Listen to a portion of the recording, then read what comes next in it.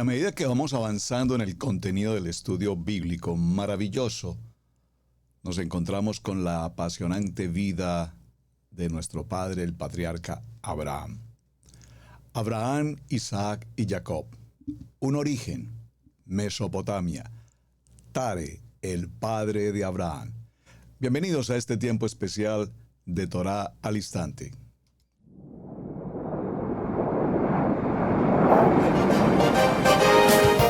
Torá al Instante, con el pastor Roberto Alfaro.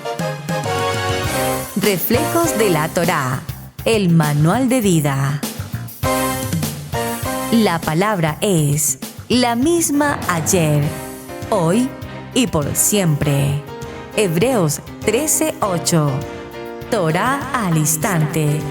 Es un espacio de reflexión y aprendizaje en familia, escudriñando las Escrituras de generación en generación. Acompáñanos todos los días, 7:30 de la mañana. Suscríbete a nuestro canal Radio Génesis 128 y activa la campanita. Torá al Instante.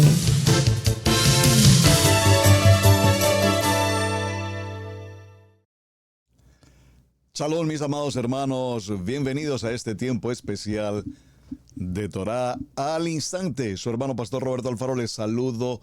Como siempre, les brindamos la mejor y cordial bienvenida. Bienvenidos a esta su casa, Israel Casa Integral, en la ciudad de Cherryville, Carolina del Norte, en los Estados Unidos. Bueno, mis amados, acompáñenme por favor a avancemos en la jornada con este tema apasionante frente a la historia, a la cultura hebrea, en todo el proceso de lo que hemos mencionado de raíces hebreas, raíces de nuestra fe, el contexto del judaísmo y por supuesto buscando respuestas a muchas inquietudes. Inquietudes que no serán contestadas en un principio teológico, en un principio filosófico o en un principio arqueológico. Las respuestas solamente las encontraremos aquí en el libro manual de instrucciones, en el libro de la vida, nuestra Biblia, nuestra Kadosh Torah, escrito está. Muy bien, ayer mencionábamos un tema muy interesante con respecto al origen, la cultura monoteísta, la vida del patriarca Abraham. Y nos remontamos ligeramente, como lo menciona el capítulo 11 del libro de Shemot. Perdóneme, vamos a ir un momento al libro de Génesis, mejor. En el libro de Génesis, en el capítulo 12, encontramos esa historia apasionante por demás del llamamiento de Abraham. Libro de Génesis en el capítulo 12. Y hemos leído el libro de Génesis en el capítulo 11, la genealogía frente al contexto de Tare, el padre de Abraham. Sin embargo, gracias a sus apreciaciones, sus comentarios, sus muy buenos mensajes, pues llegamos todos juntos a una misma opinión.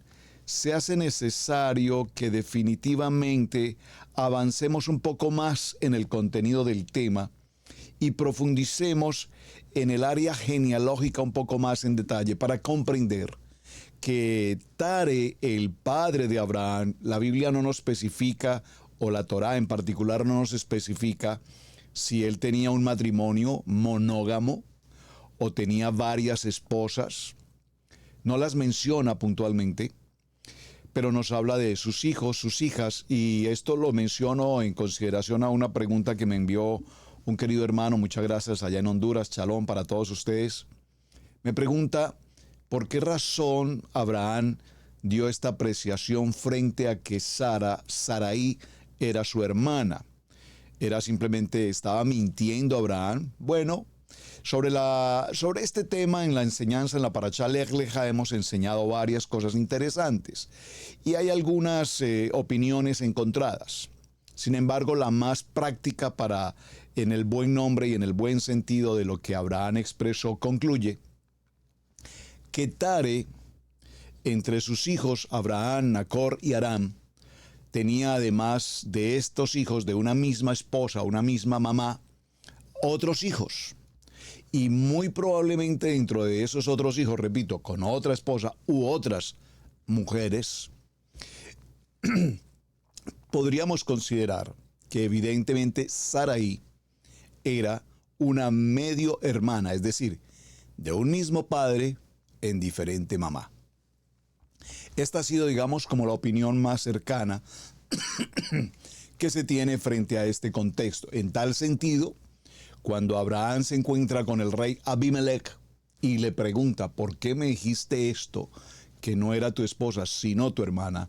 Realmente no se trata de que Abraham estuviese mintiendo frente al contexto de lo que había dicho, sino que evidentemente se trataba de su hermana por parte de papá. Ahora, ya que entré aquí al tema y lo quiero aprovechar para mencionarlo ya mismo, he recomendado en programas anteriores un libro llamado La historia de la familia, la propiedad y el Estado. Es un libro muy interesante, búsquelo por favor, creo que lo puede descargar incluso por PDF, debe estar disponible en internet. La familia, la propiedad y el Estado, Federico Engels. ¿Y por qué lo menciono? Porque cuando leemos ese texto, y lo leí hace muchos años, unos cuantos años, de hecho en el siglo pasado, leí este libro y me costó muchísimo entender, demasiado realmente reconozco, me costó mucho entender, cuando se nos habla del principio de la familia Punalúa, recuerdo en esa historia, en el que existía vida familiar, núcleo familiar, pero dentro del proceso de papá, mamá, de hogar, de familia, de matrimonios, se daban relaciones consanguíneas, es decir, entre hermanos, entre primos, entre tíos, es decir, entre familia, entre parientes. Y de esta manera el libro trata de explicar cómo se origina toda la descendencia y la multiplicación de miles de familias hasta nuestros días. Ahora, ¿por qué menciono esto y por qué pensamos entonces que para el tiempo de Abraham, el tiempo de Tare, cuando se ocurría este tipo de circunstancias, como que era su media hermana, cómo podía, en el tiempo de hoy, cómo podía Abraham haber tenido matrimonio, intimidad con su media hermana, su hermana? Repito, la historia, si leen el libro encontrarán algo muy interesante. Pero literalmente en lo que leímos ayer vimos cómo igual nos menciona el caso del hermano de Abraham, en el caso particular de Nacor, y menciona que se casa con Milca e inmediatamente nos dice hija de Harán, es decir, hija del siguiente hermano. Por lo tanto, Milca y Nacor son tío y sobrina. Muy interesante. Muy interesante porque también en algunos textos, ustedes recordarán esto mucho más adelante en la historia, cuando Lot, el sobrino Lot, es apresado, Abraham menciona cómo se debe llevar a cabo el rescate de su hermano Lot, cuando realmente no era su hermano en el sentido literal, era su sobrino, pero él se refiere a su sobrino en este caso como su hermano. Para parafrasearlo y ponerlo en un texto un poco más simple con el contexto del siglo XXI, pues hablo de mi hermano en el sentido de la congregación, hablo de mi hermano, el pastor, que es mi hermano, el líder de alabanza, el adorador, los congregantes en nuestra casa, Israel Casa Integral, son mis hermanos. No somos familia consanguínea y de hecho mucha gente nos lo pregunta con ocasión cuando vamos a alguna parte y preguntamos o nos preguntan por alguien y yo puedo decirle a un hermano en Bucaramanga, un hermano en Colombia, en cualquiera de las ciudades o aquí en los Estados Unidos, cuando visitamos algún lugar y hablamos con alguien y digo, este es mi hermano, la gente pregunta, ustedes son familia. Sí, somos familia en Mashiach, somos familia en la Torá, somos familia, no consanguínea, pero somos la familia, la casa de Israel. Bueno, esto era un pequeño paréntesis hasta que, completemos el pequeño paréntesis y acompáñenme de paso inmediatamente al libro de Levítico en el capítulo 18. libro de Vayikra, Levítico, en el capítulo 18, porque aquí inmediatamente el texto nos lleva a hacer una corrección a esa formación. Si miramos el libro de Federico Engels hablando del origen de la familia, la propiedad privada y el Estado, y nos empieza a hablar de las relaciones entre hermanos, entre familias, entre todas las relaciones consanguíneas posibles. Entonces, Levítico, el libro de Vayikra, nos hace un ajuste jurídico, legal, bíblico, kadosh, frente al tema. Y nos dice actos de inmoralidad. Libro de Levítico, capítulo 18, gracias por tomar nota. Y nos dice en el capítulo 18, habló Adonai a Moshe diciendo, habla a los hijos de Israel, ya hemos hecho esa claridad, y diles, yo soy Adonai vuestro Elohim. Por favor, a propósito de Elohim, entre tantos paréntesis, es importante que tengamos presente que la expresión Elohim en el original hebreo habla de un plural. ¿Y por qué hago mención a esto? Porque ya vamos a ver con un poco más de detalle si el tiempo de Tare en Mesopotamia, en Ur de los Caldeos, cuando él hablaba de su Dios, hablaba de dioses en el sentido literal de los dioses típicos de Mesopotamia, Asiria, Nínive y demás. Si habla de dioses en el sentido de Elohim, cuando se pronuncia Elohim en un sentido plural, es importante que lo tengamos presente. Yo soy Adonai vuestro Elohim. No haréis como hacen en la tierra de Egipto, en la cual morasteis. Dice, ni haréis como hacen en la tierra de Canaán, a la cual yo os conduzco, ni andaréis en sus estatutos. Es decir, que Adonai desde ya nos está advirtiendo con absoluta claridad que cuando nosotros pasamos a ser pueblo escogido, nación santa, no podemos caminar haciendo lo que hace el mundo, Egipto, lo que hacen aún en la misma tierra de Canaán hacia la cual Él nos va a traer. Porque aún en esa tierra se ocurre una historia de pecaminosidad, guerras, violencias, muertes, etcétera. Entre ellas la idolatría, por supuesto. Mis ordenanzas pondréis por obra y mis estatutos guardaréis andando en ellos. Yo, Adonai, vuestro Elohim. Por tanto, guardaréis mis estatutos y mis ordenanzas, los cuales haciendo el hombre vivirá en ellos, yo Adonai. Por lo tanto, haciendo el hombre, obedeciendo, vivirá en ellos, yo Adonai. Ningún varón, por favor, aquí estamos viendo la ordenanza levítica, el mandamiento levítico, el mandamiento toraico, la palabra de Adonai. Hashem con claridad le habla ahora a un pueblo. Y repito, me he tomado el tiempo de entrar más en el detalle con la historia de Mesopotamia y Tare, porque necesitamos saber de dónde venía Tare, qué ocurría en esos lugares, qué idolatría y a qué paganismo literalmente estaban expuestos Abraham, Nacor, Harán, sus familias, la misma Saraí, Mical, etcétera.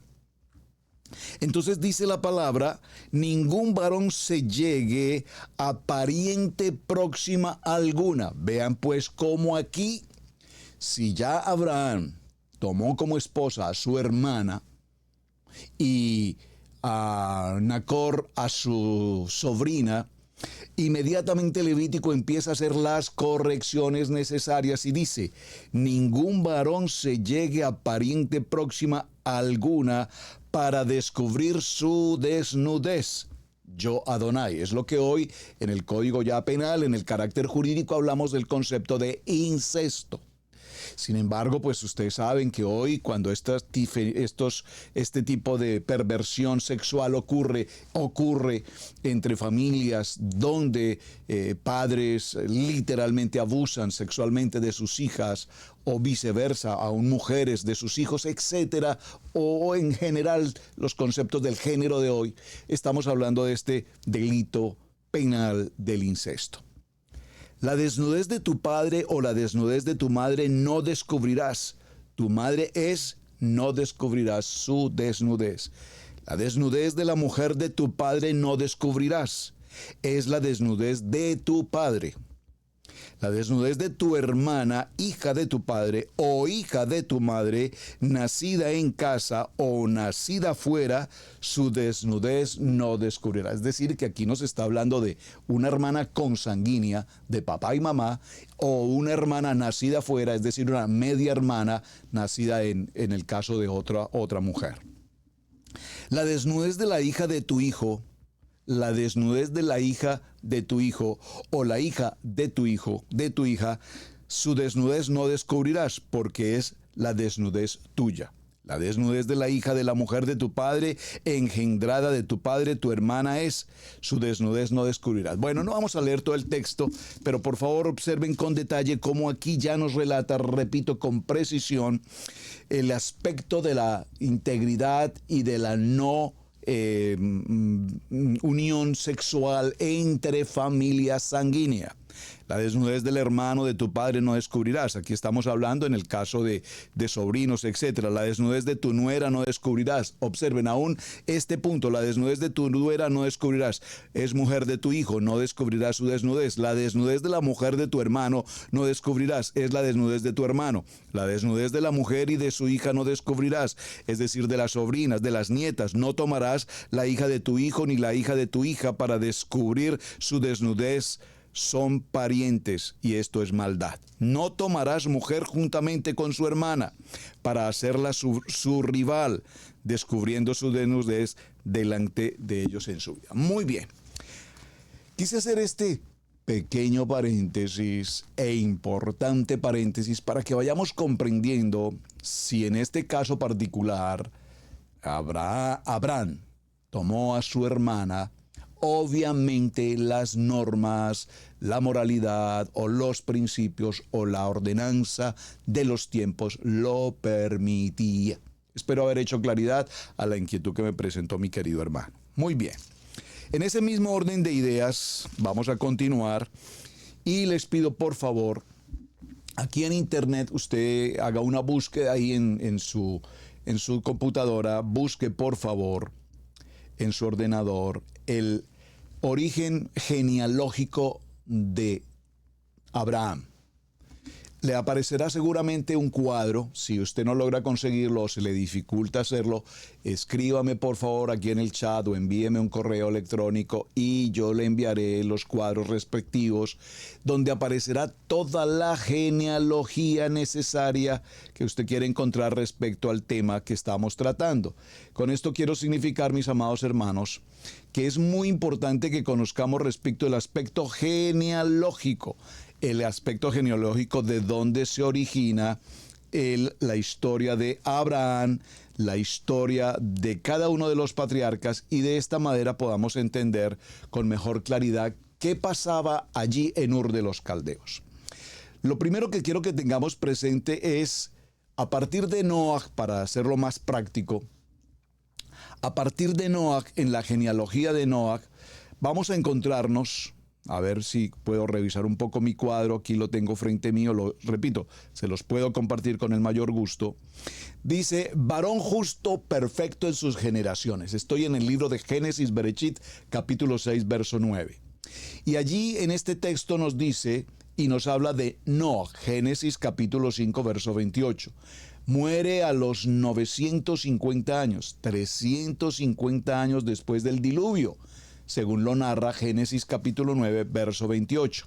Era Noé de 600 años cuando vino el diluvio. Génesis capítulo 7, verso 6. Era el mes segundo a los 17 días y entraron en el arca 8 personas. No lo dice el texto de Génesis capítulo 7, verso 11.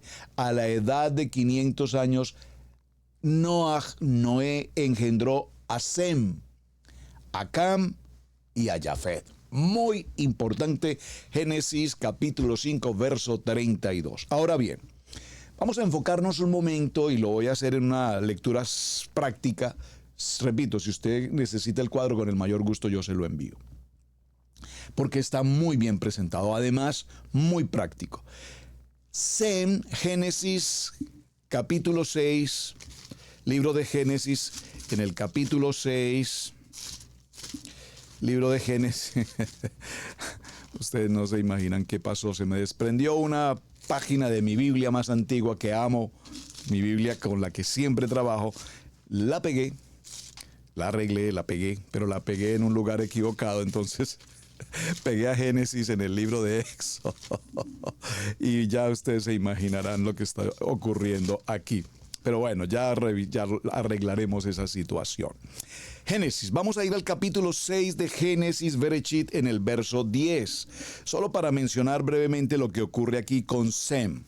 Dice la palabra en el verso 10, y engendró Noé 3 hijos, Sem, Cam y Jafet. Y se corrompió la tierra delante de Adonai, estaba la tierra llena de violencia.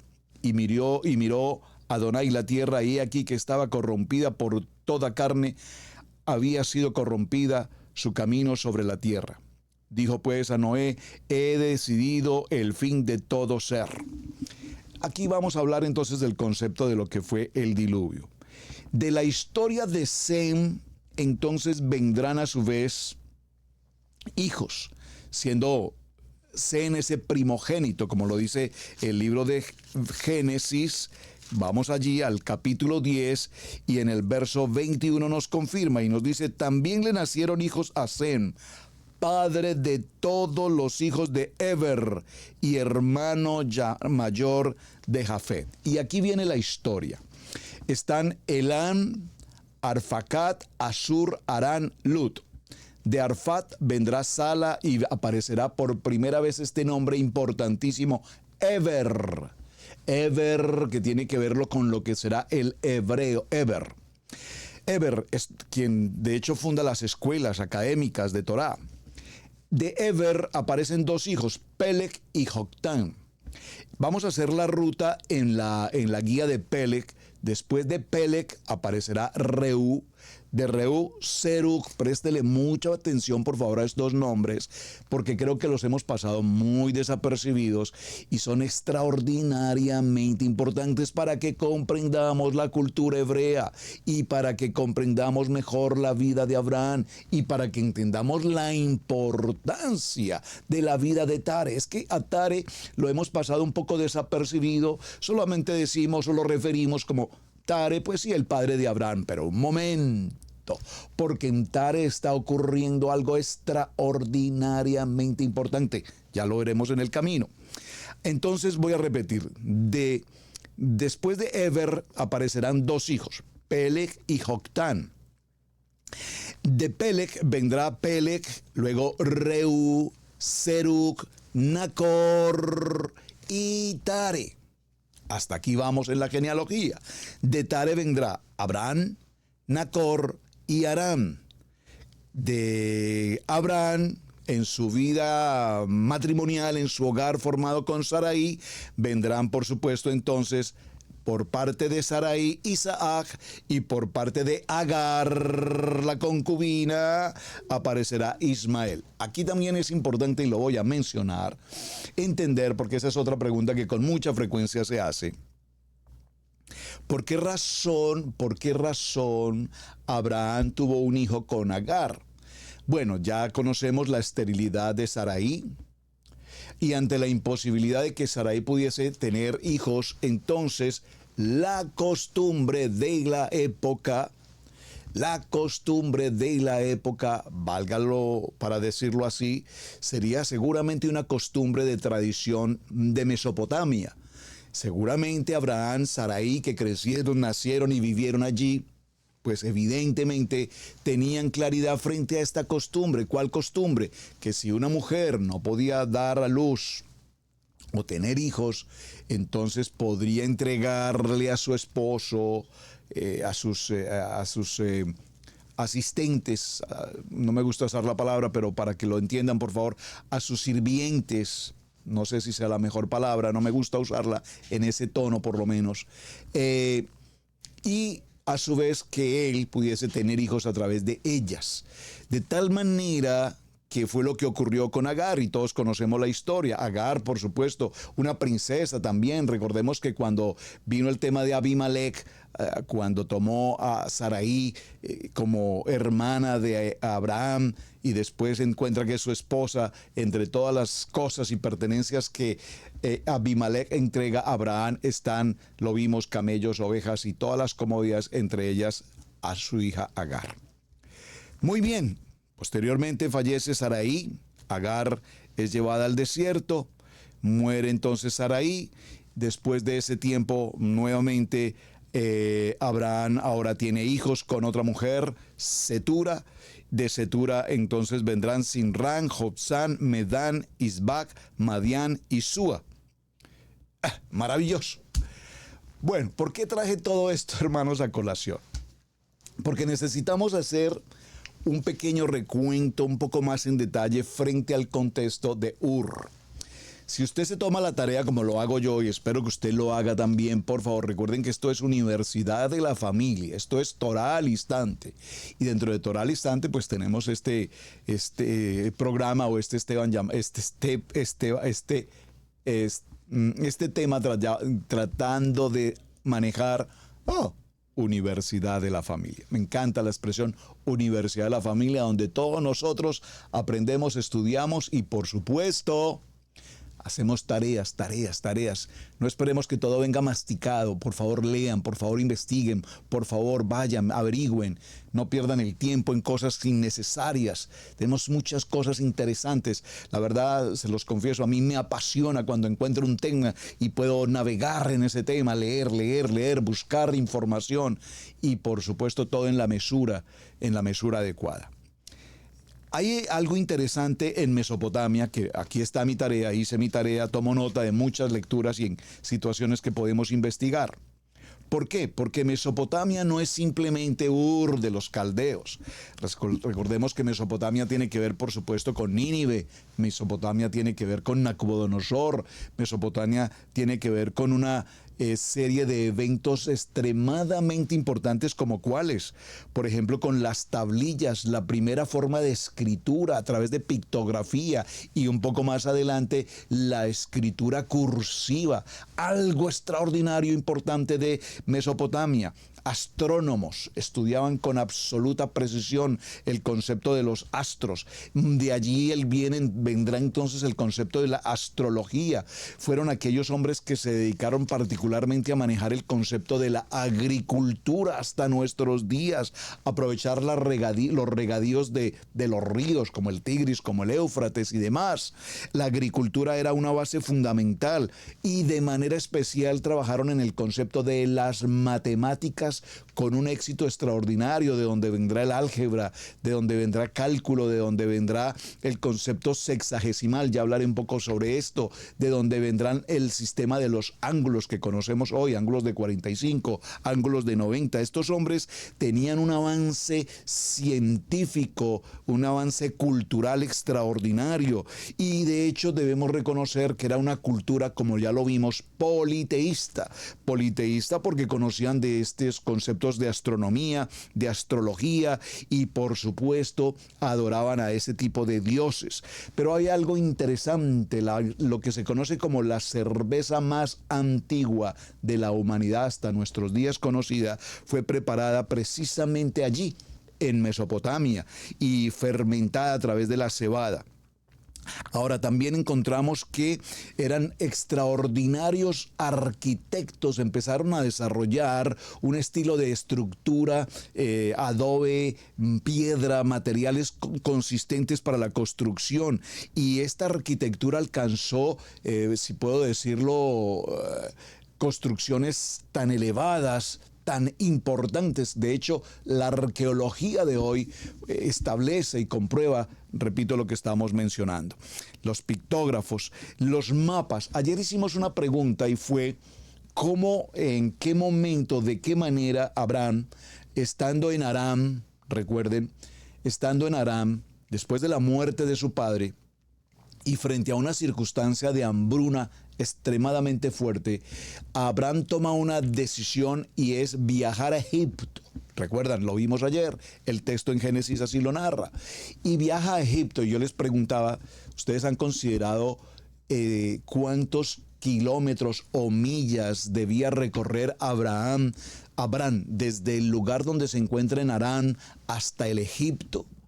Donde y cómo y de qué manera él tenía la información de que Egipto era un lugar avanzado, era un lugar muy estructurado, donde el faraón, etcétera, cómo él conocía todo ese entorno, de qué manera.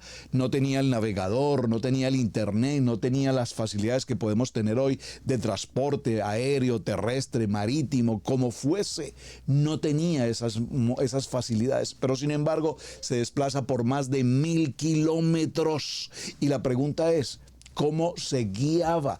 ¿A través de los astros? ¿Había un GPS que lo dirigía? ¿Cuál era la manera como Abraham tomaba una ruta específica por el Highway 85 o por la ruta oriental hacia Egipto? ¿Cómo viajaba con la certeza de que llegaría al punto que necesitaba llegar?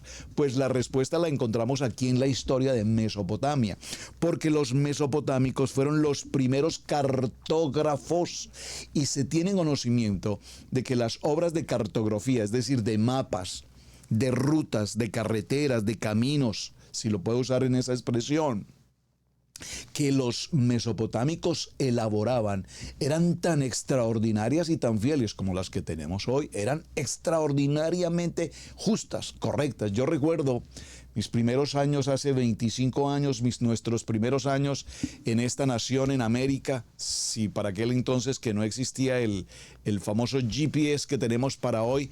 Yo recuerdo viajar desde la ciudad de Atlanta hacia Virginia o Boston o Nueva York o a cualquier otra ciudad, otro estado, y no teníamos, repito, la facilidad tecnológica. Por lo tanto, teníamos que usar las cartillas. Aquí era típico en las gasolineras, y aún se consiguen los mapas. Había que cargar una cartilla de mapas de todos los Estados Unidos de América. Cuando viajábamos, voy a procurar traerles uno para el programa y presentárselos, pero bueno, no sé, me imagino que en los países existe en todas partes. Aquí en América era, repito, muy típico entrar a las gasolineras. Una vez salíamos de viaje, lo primero que había que hacer era ir a la gasolinera, bueno, proveer gasolina, por supuesto, pero comprar el mapa con la ruta, vamos a decir, repito, Miami, Nueva York, y esa ruta era extraordinaria. Nos marcaba con precisión las posibilidades. Puedes viajar por el 95 norte, puedes viajar por el 85 norte, puedes viajar en tal sección, separarse por la carretera 40 Lis, etc. Y aún en los puntos más en detalle, cuando ya llegábamos a la ciudad puntualmente, si era en Nueva York, en el corazón, en la Gran Manzana, había un mapa todavía mucho más detallado que nos decía la Quinta Avenida, la Roosevelt, por cuál parte entrar, cómo cruzar el puente. Era increíble. ¿Cómo lo hacíamos? Mediante mapas. Pues exactamente lo que hacemos bueno, eso ocurría en el siglo XX, pero ahora en el siglo XXI también. Muchas veces tenemos que usar el mapa. El navegador tiene mapas extraordinarios. Creo que encontramos la respuesta. No cabe la menor duda que Abraham era un conocedor de esa cartografía de Mesopotamia. Por lo tanto, él seguramente llevaba sus libros de mapas absolutamente establecidos. Adonai le dijo, ve a una tierra que yo te mostraré. Y no necesitarás mapa, yo te voy a guiar. Pero cuando él decidió ir a Egipto, que sería una pregunta interesante, miren, se me acaba de ocurrir, sería una pregunta interesante. Adonai le permitió, le autorizó, le confirmó a Abraham que debía ir a Egipto. Sería interesante porque recordemos que apenas para este tiempo Abraham estaba escuchando la voz de Dios. La cosa, para decirlo de una manera sencilla, Abraham fue a Egipto. Y repito, ya encontramos la respuesta.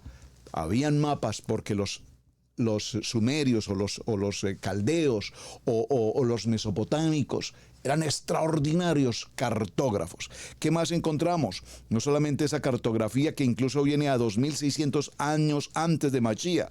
Escribieron el famoso Código de Hammurabi, ustedes recordarán, entre el cual aparece ojo por ojo, diente por diente, y pagar con la misma moneda. El que muere, el que mata hierro a hierro muere.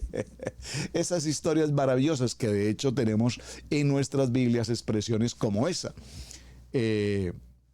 Ojo por ojo, diente por diente. Y estos fueron escritos muchos años, 2000 años antes de la era correspondiente. Expertos entonces, dijimos, en matemáticas, en ecuaciones, en cálculos, empezaron a hacer el proceso de lo que es la multiplicación como conocemos hoy, y ellos crearon el famoso sistema sexagesimal. ¿Qué es el sistema sexagesimal? Algún matemático me podría ayudar mejor con mi expresión, yo solamente voy a considerar lo elemental. Toman el valor del número 60. El número 60 es interesante, miren lo interesante. Es divisible por sí mismo, es divisible por 2, por 3, por 4, por 5, por 10, por 12, por 15 y por 30. Y de allí, del sistema sexagesimal de Mesopotamia, 2600 años antes de Mashiach, viene lo que conocemos hoy como los 60 segundos para el minuto y los 60 minutos para la hora. Esto es el concepto sexagesimal. Bueno, muchas otras cosas ocurren con el tema de Mesopotamia, extraordinarios. Eran extraordinarios músicos, por lo tanto, ya ellos prepararon sus primeros elementos o instrumentos musicales como tambores, instrumentos de viento y la lira sumaria, que es extremadamente reconocida e importante hoy. Extremadamente importante, como aparece un personaje muy importante en la historia de Mesopotamia, cuál es Sargón de Acor. Este hombre fue un estratega militar, un extraordinario militar, podríamos decir hoy como de 4 soles, un general del ejército que tuvo una capacidad de organización militar, estratega de guerra, entre muchas otras cosas. Podríamos perfectamente estudiar su historia, que no cabe la menor duda será muy interesante. Pero también, repito, aparecen las primeras consideraciones desde el punto de vista jurídico. Desde el punto de vista jurídico, como no robar, no matar, en el sentido de quitar la vida simplemente por quitar la vida, entre muchas otras cosas. Y desde luego no olvidemos que también para esta época se ocurren los famosos jardines colgantes de Babilonia. Ustedes recordarán cuando el tiempo del rey Nabucodonosor, los jardines colgantes de Babilonia. Si usted ha visto alguna vez imágenes o dibujos, no voy a decir fotografías, pero imágenes de arte que pretenden plasmar los jardines colgantes, pues no cabe la menor duda que era algo extraordinariamente hermoso, no solamente desde el punto de vista del arte como tal, sino desde el punto de vista arquitectónico. Bueno, mis amados, todo esto para mencionar que evidentemente la vida de nuestros amados patriarcas, en el caso particular de patriarca como jefe de autoridad, como jefe de familia, en el caso de Tare, nos sigue llamando tremendamente la atención. ¿En qué sentido? Realmente Tare, conociendo su labor, haciendo diseños, ustedes recordarán que Tare fue como un artesano que hacía imágenes de barro, imágenes, no sé si en otros materiales, pero hacía ídolos, preparaba ídolos, esa era su labor.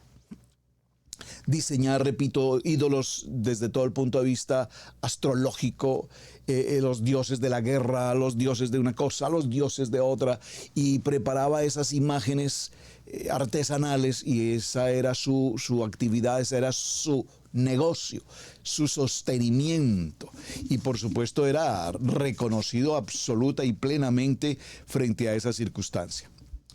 De hecho, hay una historia que la he compartido cuando narramos la parashá correspondiente de Lech Lecha, que en alguna ocasión Tare salió de casa y dejó a su hijo Abraham encargado del negocio, de la venta de los ídolos. Pero Abraham, esta es una historia, comillas, de Midrash, muy bonita por demás, que dice que Abraham se quedó encargado de la venta de los ídolos, de esas imágenes de acera, esas imágenes de madera, esas imágenes de, no sé si de bronce, de barro, de hierro, lo que fueran, ídolos.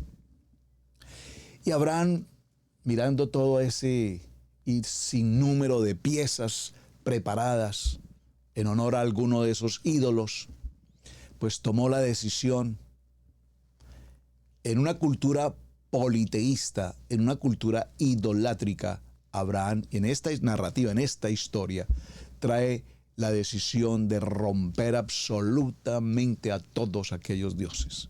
Dice que se acercó uno de los clientes de su padre y le dijo: oh, tú eres Abraham, el hijo de Tare, mira, he venido a recoger a mi Dios, a mi ídolo.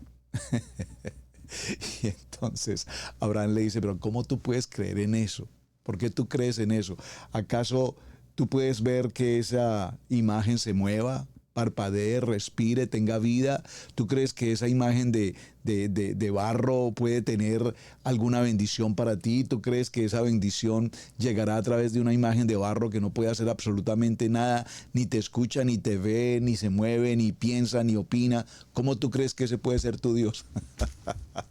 Entonces a esto el hombre dice: sabes, muchacho, tienes razón, sabes que ya no voy a llevar eso. Decide entonces destruir todas las imágenes de barro, y al regresar su padre, encuentra que su tienda ha sido destruida. Todos los ídolos están rotos. Por tanto, Tare llama la atención a su hijo, le dice: pero Abraham, ¿qué cosa ha ocurrido aquí? ¿Qué es esto? ¿Qué ha pasado? Y le dice: papi, no sé, yo me quedé aquí como tú me dijiste, estoy cuidando la tienda. Un señor vino, pero dijo que ya no iba a llevar su ídolo.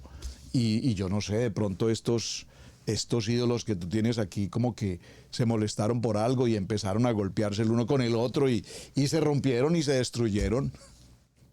Entonces le dice Tare a su hijo: pero Abraham, ¿cómo se te ocurre decirme esa cosa? ¿Cómo se le ocurre a ti pensar de esa manera? ¿Cómo se te ocurre que estos ídolos se van a golpear uno con otro? ¿Tú no ves que ellos no tienen vida? ¿Tú no ves que ellos no se mueven? ¿Tú acaso no entiendes que estos son simplemente imágenes de barro? Dice: exactamente, papi, tú lo has dicho. Si simplemente son unas imágenes de barro, ¿cómo tú pretendes venderlos como un dios, como idolatría? Eso no tiene sentido.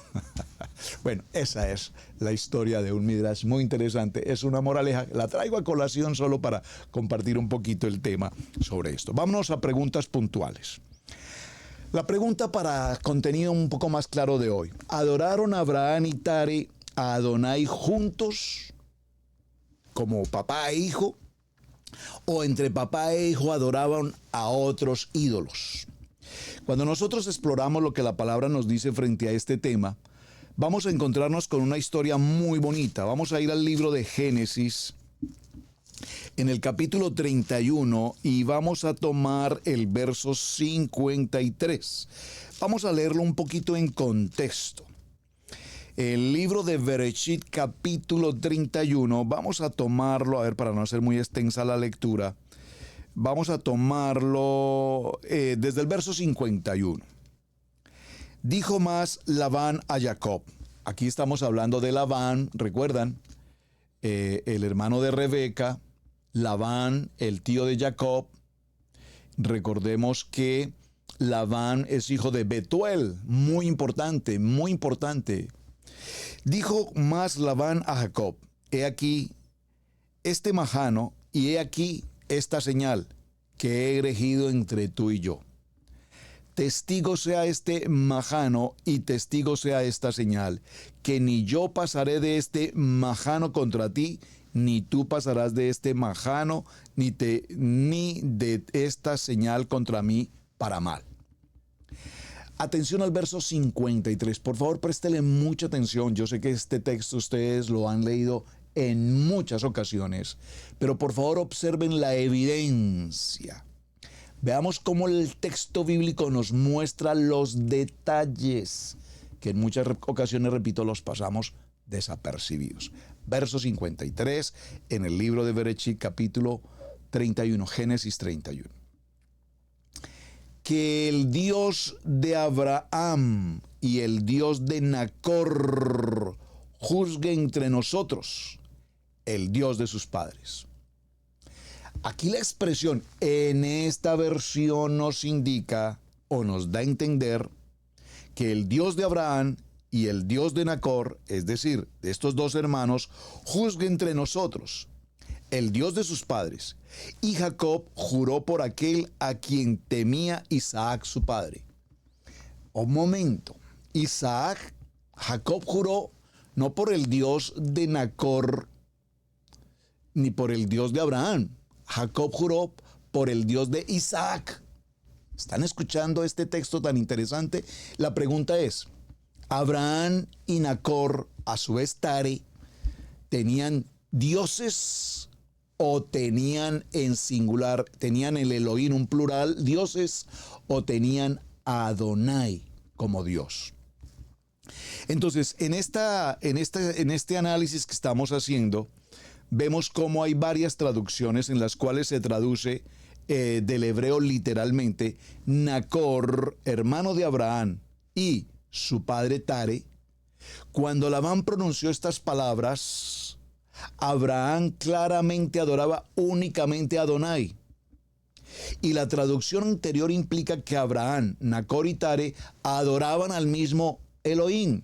Sin embargo, otras traducciones, hablando de Bereshit capítulo 31, verso 53, lo presentan de la siguiente manera. Atención, otras traducciones. Que el Dios de Abraham y el Dios de Nacor, los dioses de sus padres, juzgue entre nosotros. Hablando de ese Dios, repito, en un sentido plural. Cuando miramos estas historias, voy a avanzar porque es un texto muy inmenso, no lo voy a detener en todo el detalle.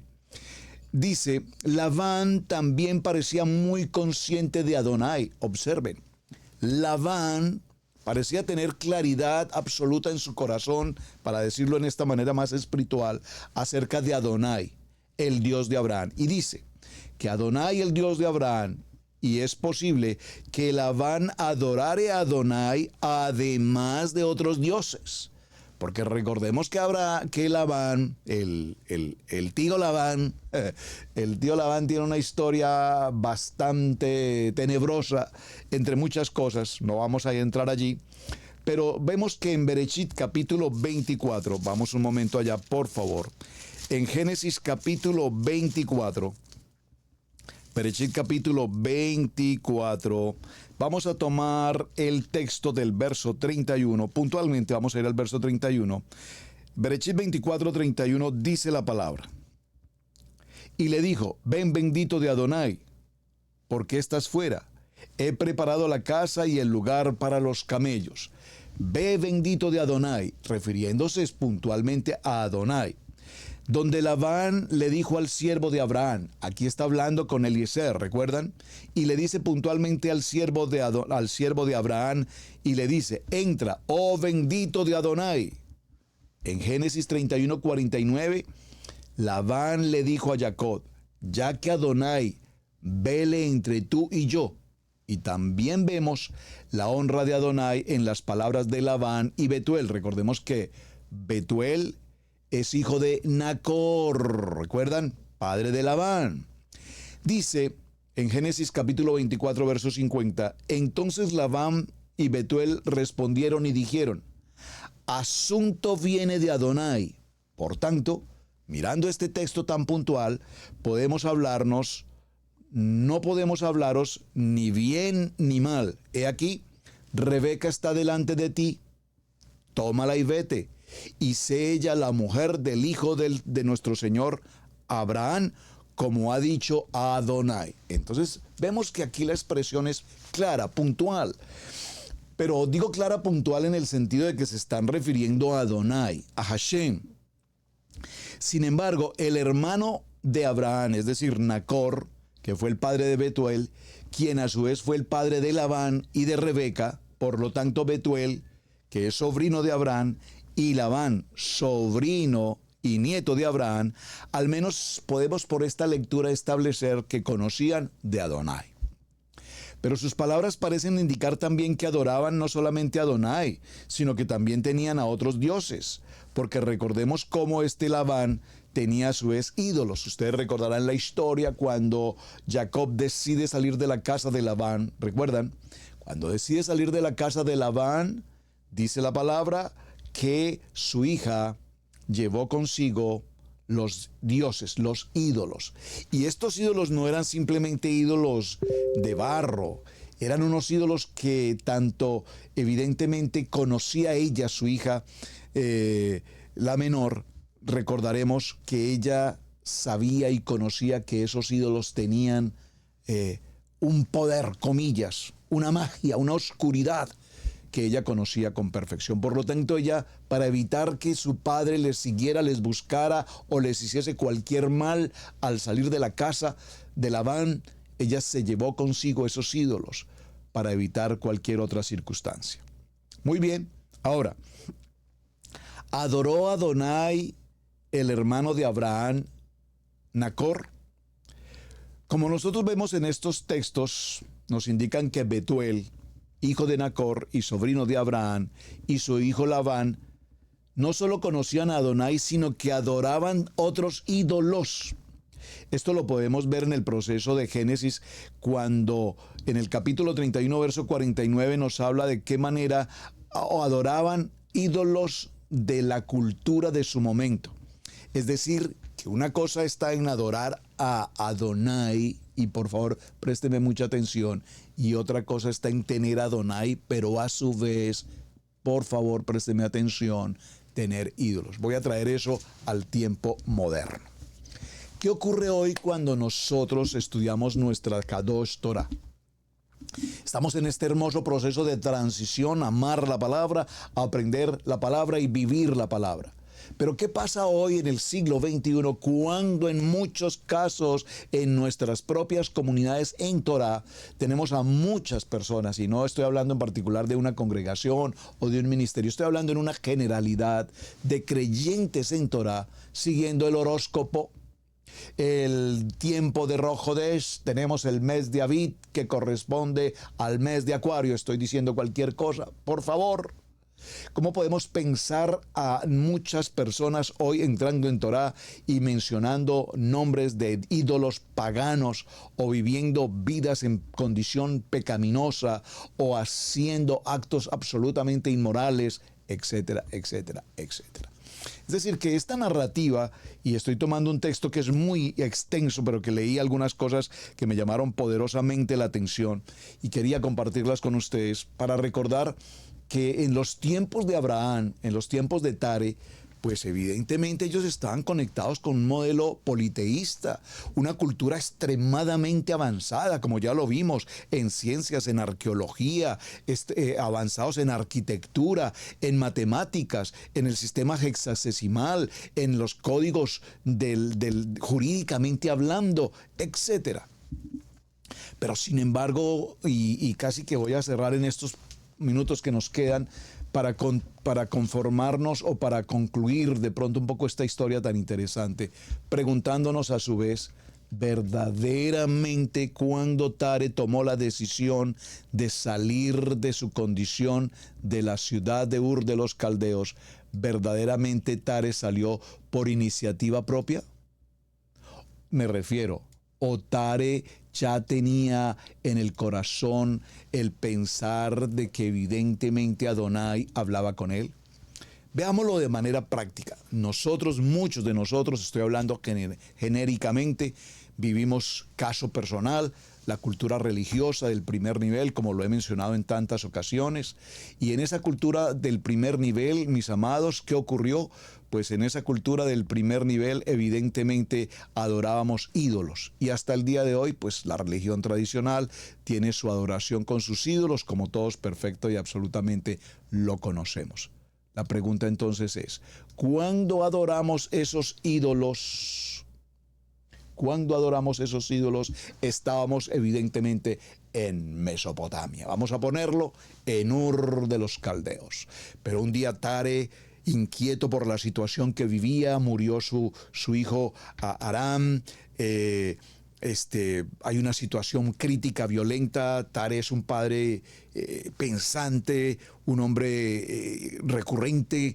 Dice, esto no es lo que yo espero para mis hijos, esto no es lo que quiero para Abraham, esto no es lo que quiero para Nacor, por lo tanto debo salir de aquí. Y toma una decisión que tú y yo en algún momento tomamos: salir de una condición de idolatría, salir de una condición de paganismo, salir de una condición de religiosidad, salir de todo este lugar llamado Ur de los Caldeos, salir de toda esta nación de Mesopotamia, salir de este punto hacia un lugar donde nuestras generaciones futuras no continúen viviendo la experiencia, la cultura, el idolatría y todo lo pecaminoso que hemos vivido. Creo que eso lo hemos vivido, personalmente lo he vivido, y creo que muchos de nosotros. Ahora bien, sale hacia una ruta que encuentra en el camino en Aram, se establece allí, establece a su familia, establece a Abraham, y es allí donde finalmente él muere Tare. Pero tal vez al morir Tare probablemente pensó: por lo menos logré sacar a mi familia de esa situación terrible, violenta, de muerte que vivíamos en aquella zona. Hablando de Ur de los Caldeos. Por lo menos sé que mi familia, mis hijos, mis nietos, mis generaciones futuras vivirán un tiempo mejor. Hasta que finalmente Abraham, sabiendo, o por lo menos consciente de lo que su padre estaba haciendo, decide salir, porque recordemos que uno de ellos se quedó, Nacor se queda, perdónenme, y evidentemente Abraham sale y toma a su mujer, a Sarai, toma a su gente que está con él, sus pertenencias, salen. Pero ¿qué ocurre? Alguien se va a quedar en el camino. Mucha gente se queda en el camino, hermanos. Cuando vinimos al contexto del nivel 2, tratamos de invitar a nuestras familias, a nuestros amigos, a muchos cercanos, y les decíamos: mira, hemos vivido una experiencia maravillosa, hemos conocido de Jesús en el contexto del nivel 2, hemos conocido la palabra, es maravilloso entrar al proceso del arrepentimiento, de nacer de nuevo, de estudiar la Biblia. Eso es lo que está haciendo en este momento Tare. Tare está en un momento en el que él está buscando para su familia una mejor forma de vida. Para sus generaciones futuras está buscando un futuro, algo que cambie y que mejore sus condiciones de vida. Hasta aquí llegó la vida de Tare, pero no hay duda que dio un paso maravilloso para que ahora su hijo Abraham, que venía de un contexto, repito, de politeísmo, de idolatría, ahora Abraham tenga la claridad de escuchar atentamente la voz de Adonai. Y viene el maravilloso texto de Berechit capítulo 12: y entonces deja tu tierra, las casas de tu padre, tu parentela, y vete a una tierra que yo te mostraré, y haré de ti una gran nación, y te bendeciré, y crecerás y serás prosperado en todo lo que empieces. Ahora Abraham empieza a caminar en la fe, no en la fe de los ídolos politeístas, no en la fe de la cultura mesopotámica, sino que ahora Abraham no tiene una identidad cultural, ahora Abraham no es una nación, Abraham no es un pueblo, Abraham es una familia que tiene ahora y toma consigo una bandera, un hombre de fe, un hombre que escucha la voz del Padre y que decide caminar en obediencia. Por eso lo llamamos el Padre de la fe, una fe en la que él no ve a ese Dios, una fe en la que él escucha la voz de Adonai y decide obedecer. Dígalo conmigo: no se trata de ver para creer, porque aquí evidentemente Abraham nos muestra el modelo. Yo no veía, pero creía. Ahora Abraham es el modelo a seguir. Abraham tendrá desde sus raíces, desde su genealogía, la intimidad con Adonai, y a partir de Abraham, el pueblo hebreo que vendrá más adelante, el pueblo judío que vendrá mucho más adelante, y el Mesías ahora aquí ha comenzado. Bueno, mis amados, muchísimas gracias por acompañarnos. Mañana continuaremos un poco en esta historia, recordando cómo es importante, que no se me quede por decirlo, cuán importante cuando Abraham dice: ahora conozco, Sarai, que eres una mujer hermosa. Hasta ahora se da cuenta, después de cuánto tiempo, que su esposa es hermosa. Y los hombres egipcios dijeron, no solamente es hermosa, es en especial una mujer de una hermosura muy, pero muy especial. Amados varones, que nunca olvidemos recordar a nuestras amadas esposas, a esa mujer bella, a esa mujer hermosa que Adonai nos entregó, porque Abraham nos está enseñando aquí que tenemos y debemos reconocer la belleza. No estoy hablando necesariamente de una belleza física, la belleza de una mujer que nos da la oportunidad de tener hijos, de formar familia y de cumplir el plan y el propósito de Adonai. Shalom, mis amados, muchísimas gracias. Hasta el día de mañana. Gracias por sus mensajes, gracias por compartir la enseñanza y también no olviden, por favor, gracias por suscribirse aquí en el canal de Israel Casa Integral. Shalom, mis amados. Muy buen día para todos. Hemos presentado Torá al Instante con el pastor Roberto Alfaro. Para nosotros es un placer poder servirle. Contáctanos a nuestro correo radiogenesis128@gmail.com. Torá al Instante.